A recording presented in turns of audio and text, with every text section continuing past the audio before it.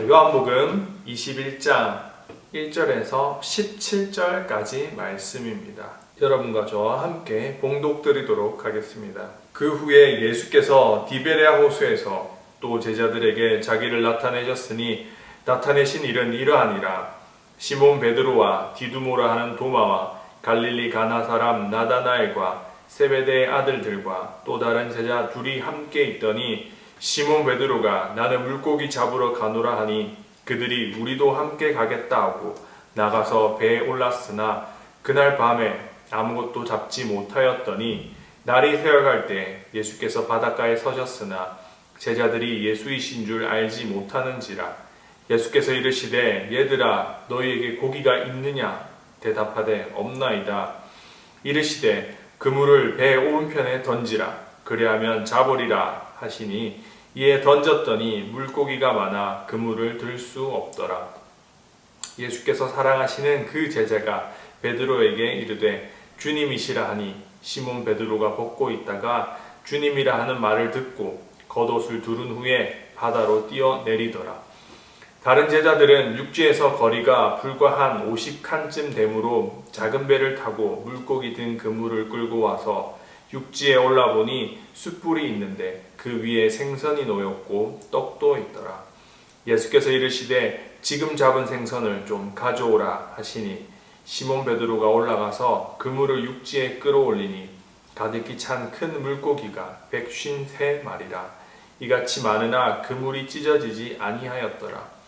예수께서 이르시되 와서 조반을 먹으라 하시니 제자들이 주님이신 줄 아는 고로 당신이 누구냐 감히 묻는 자가 없더라. 예수께서 가셔서 떡을 가져다가 그들에게 주시고 생선도 그와 같이 하시니라. 이것은 예수께서 죽은 자 가운데서 살아나신 후에 세 번째로 제자들에게 나타나신 것이라. 그들이 조반 먹은 후에 예수께서 시몬 베드로에게 이르시되 요한의 아들 시몬아 네가 이 사람들보다 나를 더 사랑하느냐 하시니 이르되 주님 그러하나이다. 내가 주님을 사랑하는 줄 주님께서 아시나이다. 이르시되 내 어린 양을 먹이라 하시고 또 두 번째 이르시되 요한의 아들 시몬아 네가 나를 사랑하느냐 하시니 이르되 주님 그러하나이다. 내가 주님을 사랑하는 줄 주님께서 아시나이다. 이르시되 내 양을 치라 하시고 세 번째 이르시되 요한의 아들 시몬아 네가 나를 사랑하느냐 하시니 주께서 세 번째 네가 나를 사랑하시냐 하심으로 베드로가 근심하여 이르되 주님 모든 것을 아시오매 내가 주님을 사랑하는 줄을 주님께서 아시나이다. 예수께서 이르시되 내 양을 먹이라. 아멘. 샬롬. 반갑습니다. 우리 친구들 예수님 안에서 이번 한 주도 평안히 잘 지내셨나요? 오늘은 네가 나를 사랑하느냐 라는 제목으로 전도사님이 말씀을 전하려고 합니다. 요한복음 21장 1절에서 17절까지 내용인데요. 그 전에 먼저 지난주 설교 내용부터 제가 한번 말했으면 좋겠어요. 여러분 기억하실지 모르겠어요. 지난 2주 전에는 부활절이었고 그리고 지난주는 부활절이 지난 후에 예수님께서 제자들을 만난 그 이야기를 제가 했었습니다. 샬롬이라고 예수님이 세 번 제자들에게 말했던 그것을 기억하실지 모르겠어요. 너희들에게 평강이 있을지어다. 너희들에게 평강이 있을지어다. 그렇게 예수님이 인사하셨다라는 거 기억하실 거예요. 그리고 마지막에 믿음에 관해서 믿음 없던 제자들에게 예수님이 보이셨던 그 모습을 통해서 믿음이 무엇일까? 믿음 제가 이렇게 짧게 전하고 끝났었는데 이번 주에 다시 한번 그 부분에 대해서 여러분들에게 나누었으면 해서 오늘 이 본문으로 말씀을 전하고자 합니다. 자, 오늘 본문 요한복음 21장 1절에서 17절에 보시면 앞장 요한복음 20장 지난주 설교에는 베드로가 보이지가 않습니다. 예수님의 수제자였던 베드로가 보이지 않고 오늘 본문 요한복음 21장에서 드디어 나오게 되는데요. 아마도 정황상 제자들과 함께 있지 않다가 이때서야 제자들과 함께 있었던 것으로 보입니다. 예수님이 그 전에 2번이나 제자들에게 나타나셨는데 그때 베드로가 보지 못했던 것이죠. 이제 오늘 본문 우리가 좀 전에 읽었던 여기서 제자들이 베드로와 함께 있다가 이제 본업으로 돌아간 상황을 오늘 본문은 말하고 있습니다. 예수님의 사역은 십자가에 못 박히신 이후 모든 것이 끝난 것처럼 보였고 실패한 것처럼 보였습니다. 희망은 없었죠. 그래서 예수님의 수제자였던 베드로는 오늘 본문 초반에 이렇게 나옵니다.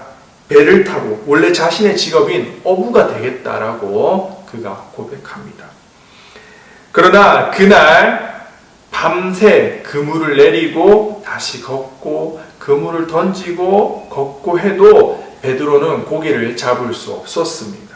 날이 밝아질 때쯤 누군가가 그 옆에서 말합니다.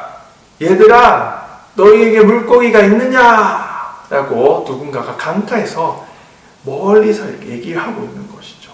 원어로는 야, 너희들 물고기 못 잡았지? 라고 하는 표현이 조금 더 가깝습니다.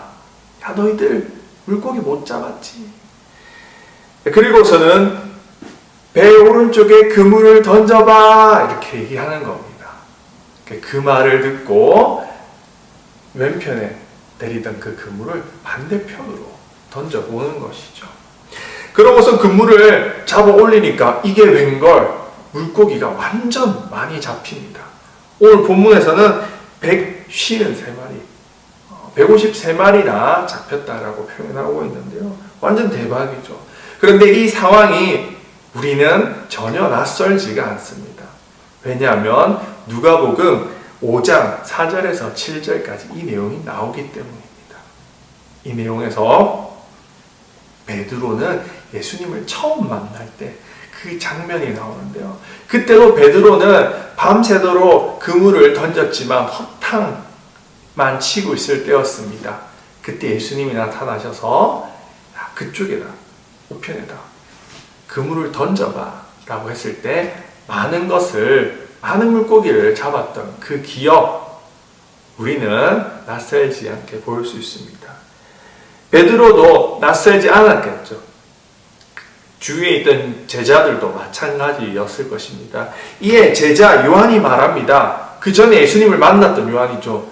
야, 저기 예수님이야 라고 외치니까 이 말에 베드로가 앞뒤 안 보고 겉옷을 챙겨서 바다로 뛰어듭니다.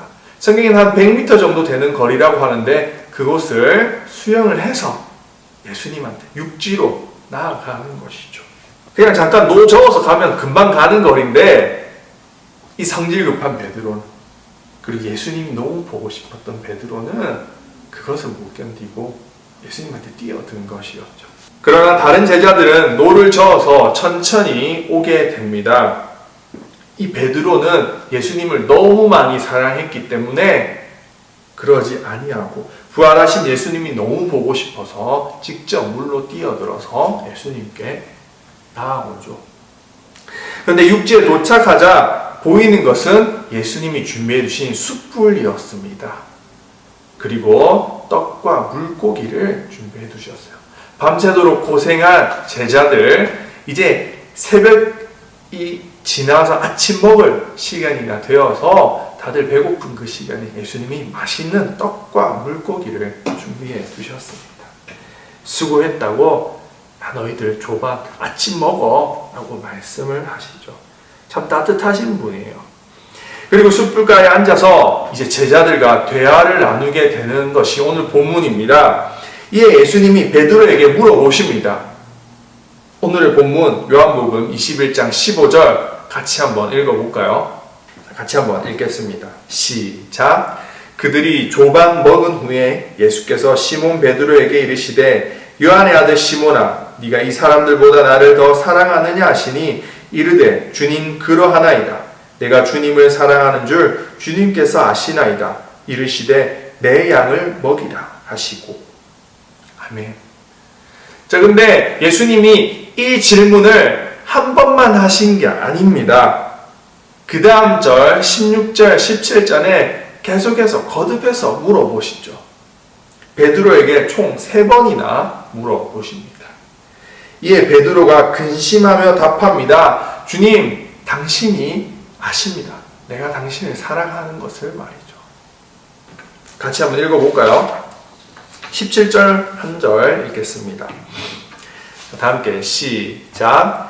세 번째 이르시되 요한의 아들 시몬아 네가 나를 사랑하느냐 하시니 주께서 세 번째 네가 나를 사랑하느냐 하심으로 베드로가 근심하여 이르되 주님 모든 것을 아시오매 내가 주님을 사랑하는 줄을 주님께서 아시나이다. 예수께서 이르시되 내 양을 먹이라. 아멘. 이렇게 총 3번이나 예수님이 베드로에게 질문하시고 베드로는 예수님을 3번이나 사랑한다라고 말하고 있습니다. 자, 여기서 우리는 무엇을 알 수 있을까? 오늘 본문 이야기들 우리 다 살펴봤어요. 여기서 무엇을 알 수 있을까? 여기서 한 가지 질문을 해볼 수 있습니다. 여기서 예수님은 어떤 분인가? 예수님은 누구신가? 라는 질문을 전도사님은 해보았습니다. 첫 번째, 예수님은 우리의 실수를 책망하지 않으시고 기회를 주시는 분입니다. 우리의 실수를 잘못했다고 막 질책하시는 게 아니라 용서하시고 기회를 주시는 분이 바로 우리 예수님입니다. 오늘 베드로에게 예수님이 3번이나 물어보시는 이유가 무엇이었을까요? 눈치챈 친구들도 있을지 모르겠어요. 잘 알다시피 베드로, 이 수제자 베드로는 사실 예수님이 십자가에 못 박히시기 전 대제사장들에게, 유대인들에게 막 붙잡혀 끌려갔을 때 예수님을 떠나 도망갔던 사람입니다. 근데 이 예수님이 대제사장에게 붙잡혀가서 재판받을 때 그게 궁금해서 바깥에 이 베드로가 궁금해서 그곳에서 같이 예수님 어떻게 하고 있느냐 듣고 있는 상황이었는데요. 이 바깥 야외에서 다른 사람들이 너 예수님의 제자 아니야? 라고 물어봤을 때 그는 아니라고 끝까지 부인을 하게 됩니다. 사람들이 물어보고 또 물어보고 결국은 난 예수님 모른다. 그 사람 누구냐? 라고 총 3번이나 닭이 울기 전 3번이나 그렇게 부인을 하는데요. 우리 같이 한번 읽어볼까요? 요한복음 18장 25절 같이 한번 읽어보겠습니다. 요한복음 18장 25절에서 27절 말씀 같이 읽겠습니다. 시작. 시몬 베드로가 서서 불을 쬐더니 사람들이 묻되 너도 그 제자 중 하나가 아니냐? 베드로가 부인하여 이르되 나는 아니라 하니 대제사장의 종 하나는 베드로에게 귀를 잘린 사람의 친척이라 이르되 네가 그 사람과 함께 동산에 있는 것을 내가 보지 아니하였느냐? 이에 베드로가 또 부인하니 곧 닭이 울더라. 아멘. 예수님이 유대인 제사장 앞에서 신문을 받을 때 그곳 문 밖에서 상황이 어떻게 흘러가는지 그렇게 보고 있다가 거기서 사람들의 추궁에 의해서 예수님을 3번이나 부인한 사람입니다. 근데 오늘 본문 요한복음 21장 9절 우리가 아까 읽었던 오늘의 본문 요한복음 21장 9절에는 숯불이라는 그런 단어가 나오는데요. 예수님이 물고기 잡고 있던 그 제자들이 육지에 오기 전에 숯불을 피워두셨어요. 근데 이 숯불이란 단어가 요한복음에서 딱 2번 나옵니다. 그때가 언제냐면 바로 좀 전에 읽었던 본문 요한복음 18장 25절 베드로가 사람들 앞에서 예수님을 3번이나 부인할 때 그가 추워서 그 불을 쬐고 있었을 때 그때 한 번, 그리고 오늘 본문 물고기를 잡고 온 제자들을 위해서 예수님이 피워두신 그 숯불 요 딱 2번 이렇게 단어가 나옵니다. 자, 이 숯불 앞에서 예수님은 베드로에게 다시 질문하신 것이죠. 네가 나를 사랑하느냐? 네가 나를 사랑하느냐? 네가 나를 사랑하느냐? 라고 질문을 하신 것입니다. 뭔 말이냐? 예수님이 다시 기회를 주신 것입니다. 똑같은 질문을 3번이나 하신 것은 베드로를 사랑하시기에 그를 용서하시고 그가 한 잘못을, 그가 한 배신, 배반, 잘못된 행동들을 질책하지 아니하시고 다시 기회를 주신 것이었죠. 우리 예수님은 실수를 질책하지 아니하시고 용서하시고 기회를 주시는 분입니다. 아프리카의 한 부족 이야기를 제가 하고자 합니다. 남아프리카의 바벤바 부족이라는 부족이 있는데요. 이곳에는 거의 범죄가 일어나지 않는다라고 합니다. 사람들이 많지는 않겠지만 그 마을 안에 그 부족들 사이에 범죄가 거의 일어나지 않는다라고요. 그래서 이것을 신기하게 생각한 인류학자가 그 부족을 연구하였는데 그 이유가 있었다고 합니다. 그것은 혹여 만약에 어떠한 사람이 범죄를 저질렀다, 잘못을 저질렀다, 큰 일을 실수를 하였다 하면 그 죄인을 마을 한 광장 중간에 세운다라고 합니다. 그리고 사람들은 모두 자기가 하는 일을 멈추고 우르르 몰려와서 재판을 시작하게 되는데요. 여기서 중요한 것은 이 사람을 정죄하기 위해서 한 사람이 이야기를 하고 나면 그 뒤부터 마을 사람들 모두가 그 범죄를 저지른 한 사람을 위하여서 칭찬 한마디씩 한다는 것이죠. 미담, 감사, 선해, 그가 했던 모든 선한 일들, 착한 일들을 한 사람씩 돌아가면서 이야기한다라고 합니다. 넌 원래 착한 사람이었어. 너는 부모님 말씀도 잘 듣던 그런 청년이었어. 너는 우리의 일도 많이 도와준 그런 아이야. 그렇게 한 명씩 돌아가면서 이 사람을 변호해 준다라고 합니다. 그러면 점차 변호하는 사람이 늘어갈수록 이 범죄를 저지른 사람은 결국 사람들 앞에서 눈물을 흘리게 되고 자신의 죄를 용서해 달라고 말하게 된다라고 합니다. 그럼 사람들이 한 명씩 다가와서 이렇게 안아주면서 토닥토닥 해주면서 진심으로 위로하고 용서해 줍니다. 그렇게 칭찬이 끝나고 나면 그가 새 사람이 된 것을 기뻐하는 축제를 마을 사람들이 모두가 다 열어준다라고 하는데요. 여기서 우리가 중요한 것을 알 수가 있죠. 죄를 지은 사람, 그가 한 실수, 그가 한 잘못을 지적하고 그것을 후벼 파는 게 아니라 그 사람의 실수를 용서해주고 칭찬해 주었다라는 사실이죠. 왜냐하면 사람은 용서받을 때 변하기 때문입니다. 오늘 베드로는 예수님 앞에서 용서받고 변했습니다. 이후 나중에 보면 오순절 강림, 성령 강림이 모든 제자들에게 이루어지고 난 후 베드로는 수많은 사람들 앞에서 3,000명이 넘는 사람들 앞에서 예수님을 적극적으로 증거하고 예수님 살아계십니다. 예수님 부활하셨습니다라고 그렇게 말하는 사람이 되게 됩니다. 떳떳하게 이전처럼 부인하지 않고 3번이나 예수님 모른다 했던 거 그것을 넘어서서 이제는 수많은 사람들 앞에서 예수님을 전했던 것이죠. 근데 오늘 본문에서 예수님은 믿음이 없던 베드로에게 왜 믿음이 없냐 이렇게 말씀하시지 않습니다. 다만 기회를 주실 분이었죠. 자, 여기서 우리 두 번째로 한 가지 더 알 수가 있습니다. 예수님은 누구신가? 두 번째로 예수님은 우리에게 믿음을 요구하시는 분입니다. 그러나 그 믿음은 어떤 확신이나 확고한 신념, 그런 깨달음 이런 것은 아닙니다. 예수님은 베드로에게 3번 물어보셨어요. 그런데 질문이 좀 엉뚱합니다.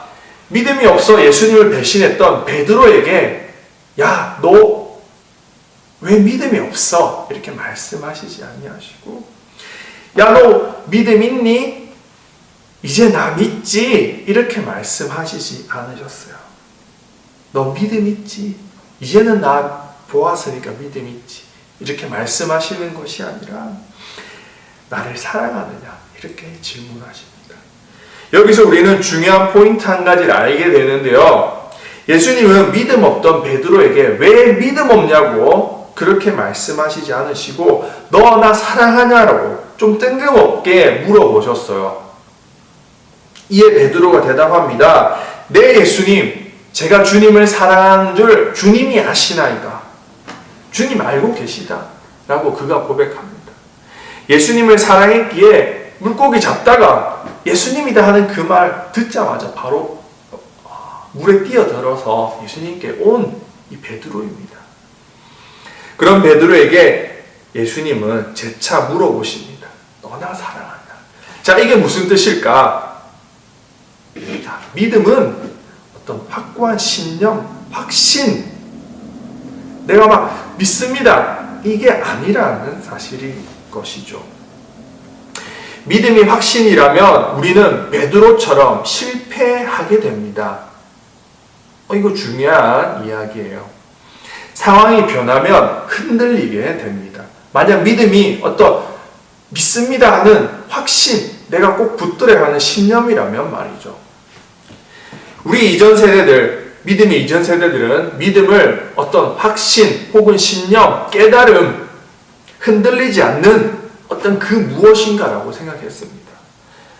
하지만 그것이 믿음이라면, 내가 확고하게 믿는 게 믿음이라면 그것은 믿음이 아닙니다. 이단들의 믿음도 믿음이 되게 되는 것이죠. 신천지도 믿음이 있습니다. 하나님 살아계시다. 예수님 살아계시다. 예수님 인류를 위해서 구원하기 위해 오셨다. 확고하게 믿고 있습니다. 어쩌면 우리보다 더 확고한 신념을 가지고 있습니다. 모든 이단들이 마찬가지죠. 거기에 더해 마가복음 5장에는 군대 귀신 들린 한 사람이 나오는데요. 거기서 군대 귀신이 예수님께 말합니다. 당신은 지극히 높으신 하나님의 아들 예수라고 그가 고백을 합니다. 그러나 그 귀신이 구원을 받을 수 있을까? 그 얘기는 아닙니다. 귀신도 압니다. 예수님이 하나님의 아들인 것을 알고 깨달았고 믿음 가질 필요조차 없어요. 확고하게 알고 있습니다. 영적인 세계에서는 더 확실하기 때문이죠. 오히려 우리보다 더 잘 알고 있을 겁니다. 그러나 그들이 구원을 받는가, 받을 수 있는가 라는 문제는 또 다른 문제입니다. 만약 믿음이 어떠한 확고한 신념, 확신, 깨달음 그런 것이라면 귀신도 구원받을 수 있고 혹은 요즘 문제가 되고 있는 신천지도 구원을 받을 수가 있습니다. 그러나 오늘 예수님은 베드로에게 말씀하시죠. 네가 나를 사랑하느냐? 너 믿음 있니? 너 믿음 있어? 라는 말 대신에 너 왜 믿음 없어서 나를 배신했어? 이 말 대신에 엉뚱한 질문, 너 나 사랑하니? 라고 질문하십니다. 결국 믿음이란 확신, 신념 그런 것이 아니라 관계에 관한 것이기 때문입니다. 오늘 나에게 주시는 말씀은 무엇입니까? 지난주 설교 시간에 전도사님이 믿음에 관해서 잠깐 얘기했었어요. 믿음은 신념이 아니다.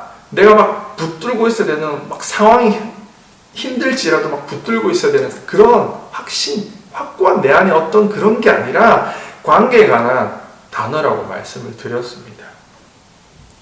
단순히 내가 예수님 믿습니다. 하나님 내가 예수님 믿습니다. 이게 믿음이 아니라는 사실이죠.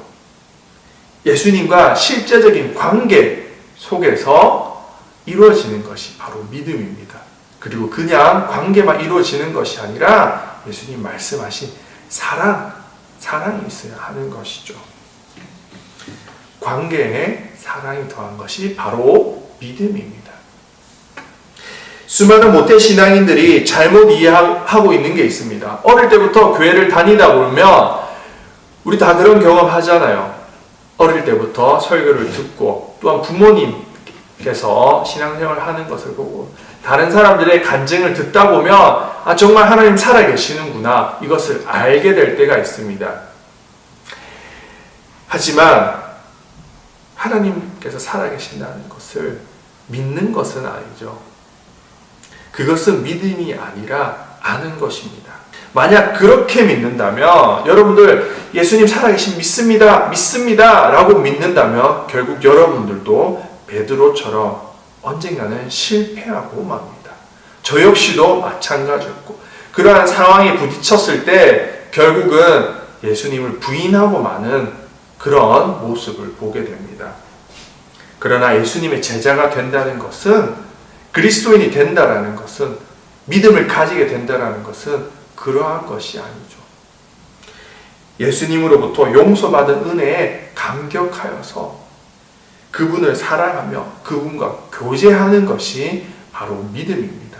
어쩌면 행동적인 행동으로 나타낼 수도 있는 그런 단어일지도 모르겠어요. 또한 삶 가운데서 예수님의 임재를 느끼면서 함께 관계를 맺어가는 것이 그것이 바로 믿음입니다. 전도사님 매주 설교를 준비할 때마다 저에게 말씀해 주시는 하나님의 음성을 듣고 너무나도 감사하게 생각하고 있습니다. 그것은 저에게 있어서 예수님 혹은 예수님의 영이신 성령 하나님과의 관계는 전혀 죽은 것 혹은 나 혼자만의 생각이 아니라 내가 깨닫지 못했던 것도 성경을 읽을 때 알게 해주시고 전도사님 기도했을 때 그것을 깨닫게 해주시고 음성을 들려주시는 것은 그게 정말 그리스도인이 하나님과 관계를 맺어가는 것이죠. 그래서 저에게 있어서 믿음은 더 이상 상황에 따라 흔들리는 두려워서 떠는 그런 확고한 신념 그런 게 아니라 예수님과 동행하면서 대화하고 기도하고 또한 예수님 뜻대로 하나님 뜻대로 살려고 노력하는 그 모습이 저에게 이제 믿음이 된 것이고 저는 더 이상 흔들리지 않는 것이 되는 것이죠. 그래서 여러분들도 마찬가지입니다. 내가 예수님 믿어야 되겠다 이러면 여러분 실패하고 맙니다. 베드로처럼 언젠가는 예수님 부인하고 맙니다. 그러나 믿음은 그런 것이 아니라는 것, 예수님과 관계를 실제적으로 맺으면서 구체적으로는 여러분들이 성경을 쓰면서 하나님 왜 이런 말씀을 하셨습니까? 라고 질문하고 하나님 주시는 그 음성, 귀로는 들을 수 없지만 마음속에서 알게 해주시는 그것을 여러분들은 깨닫고 예수님 살아계시는 것을 믿어야만 합니다. 또한 예수님, 우리를 용서해 주시는 예수님을 의지하면서 예수님 앞에 자신의 죄를 고백하고 내가 죄인이라는 모습을 진정으로 깨닫고 나의 삶에 이 죄를 없애주시고 이 죄에서부터 나를 구원해 주실 분이 예수님이라는 사실을 여러분들은 고백한 그 이후부터 그 관계는 점차 깊어질 것입니다. 마지막으로 결론입니다. 오늘 본문에서 우리는 예수님은 누구신가 하는 그 질문에 두 가지를 찾을 수 있었습니다. 첫 번째는 질책하지 아니하시고 기회를 주시는 분이 바로 우리 예수님이라는 것. 그리고 두 번째로 우리에게 믿음을 요구하시는 것. 그러나 그 믿음은 확신이 아니라 관계. 오늘 베드로에게 네가 나를 사랑하느냐 했을 때 그 사랑하느냐 그게 믿음이라고 우리는 볼 수 있는 것이죠. 믿음에 대해서 다른 거 물어보지 않으시고 네가 나를 사랑하느냐. 자, 여러분들에게도 질문하고 싶어요. 여러분들은 지금 이 설교를 듣고 있는 당신은 예수님을 사랑하십니까? 한번 곰곰이 생각해 보았으면 좋겠어요. 만약 사랑하지 않는다면 그것은 믿음이 없다라고 우리는 말할 수 있겠죠. 만약 예수님을 사랑한다라고 고백할 수 있다면 그것은 믿음일 것입니다. 오늘 우리에게도 나를 얼마나 사랑하느냐 물어보시는 예수님, 우리 그 예수님에게 우리 모두가 고백했으면 좋겠습니다. 여러분들 함께 있었다면 같이 찬양이라도 불렀으면 좋겠는데요. 사실 사랑합니다 나의 예수님이라는 찬양 한번 불러봤으면 좋겠어요. 맨날 동영상 링크만 걸었는데 오늘은 제가 한번 여러분들과 한번 불러봤으면 좋겠습니다. 혼자서 예배를 드리는 친구들, 설교를 듣고 있는 친구들 같이 한번 찬양하고, 또한 가족들과 함께 예배 드리고 있는 친구들도 같이 찬양 부르면서 그렇게 설교를 마무리 지었으면 좋겠습니다. 우리 같이 사랑합니다 나의 예수님, 정말 나의 진심을 담아서 이렇게 찬양으로 고백했으면 좋겠습니다.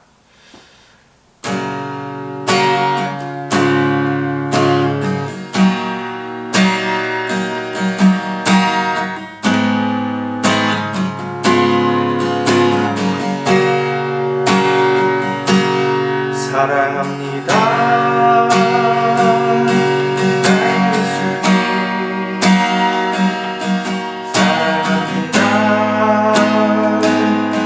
아주 많이도, 사랑합니다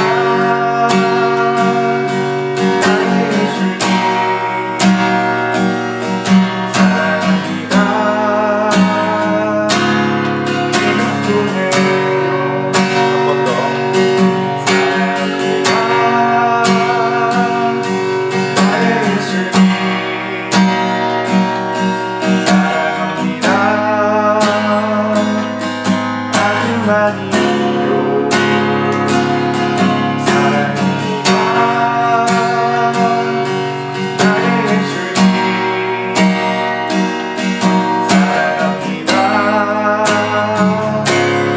기쁨의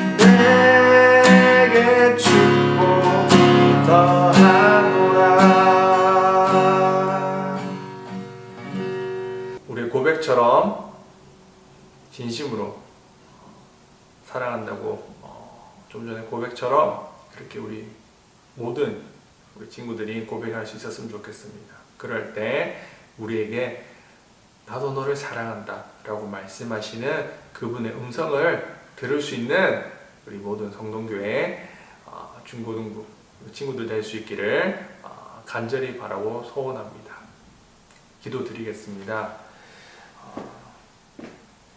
하나님 아버지, 오늘 이 시간 실패한 베드로를 만나주시고 그를 질책하지 아니하시고 그에게 기회를 주셨던 예수님, 그에게 믿음이 왜 없느냐라고 묻지 아니하시고 네가 나를 사랑하느냐라고 물으신 예수님, 그 질문 우리도 답할 수 있길 원합니다.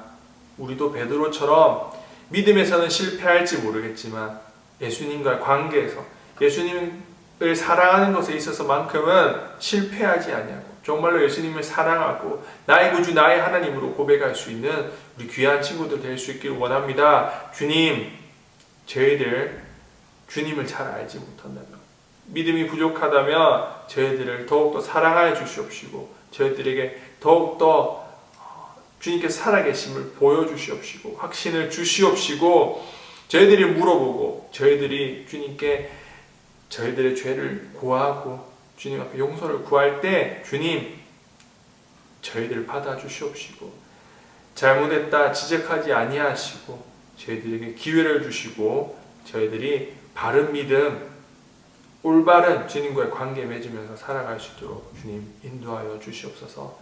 감사드립니다. 예수님 이름으로 기도드립니다. 아멘.